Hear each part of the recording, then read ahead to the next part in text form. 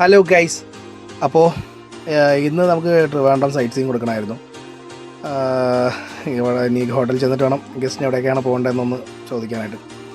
അങ്ങനെ റെയിൻകോട്ടൊക്കെ എടുത്തിട്ട് രാവിലെ തന്നെ നല്ല മഴയുണ്ടായിരുന്നു. അതുകൊണ്ട് റെയിൻകോട്ടൊക്കെ എടുത്തിട്ട് നേരെ കോവളത്തേക്ക് പോവാണ്. ഇതെൻ്റെ വൈഫിൻ്റെ വീടാണ്. അവിടെ നിൽക്കുന്നത് എൻ്റെ വൈഫിൻ്റെ അച്ഛനാണ്. അവരുടെ വീട് വന്നിട്ട് പുതുക്കുറിച്ചിയാണ്. ഇനി ഇവിടെ നിന്ന് 1 മണിക്കൂർ പോകും. എന്നിട്ട് ഞാൻ നേരെ ഹോട്ടലിലെത്തി ഡ്രസ്സൊക്കെ ചേഞ്ച് ചെയ്ത് ഗസ്റ്റിനെ വിളിച്ചു. ഏകദേശം 10 മണിയായപ്പോഴത്തേക്ക് അവർ ഇറങ്ങി. എന്നിട്ട് നമ്മൾ നേരെ പോയത്, ഗസ്റ്റ് പറഞ്ഞു പൂവാർ ബോട്ടിംഗ് ആണെന്ന് പറഞ്ഞു. അങ്ങനെ നേരെ നമ്മൾ പോയത് അവിടെയാണ്. അവിടെ എൻ്റെ ഒരു ഫ്രണ്ടിൻ്റെ പ്ലേസ് ഉണ്ടായിരുന്നു.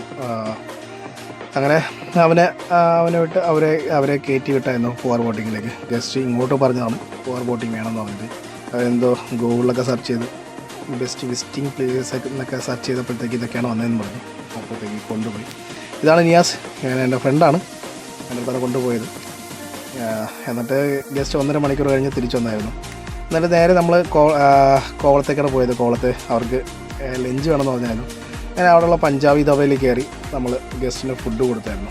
അവർ ഫുഡ് കഴിച്ച് ഇറങ്ങിയതിന് ശേഷം നേരെ പോയത് അമ്പലത്തിലേക്കാണ്, പത്മനാഭസ്വാമി ക്ഷേത്രത്തിലേക്കാണ്.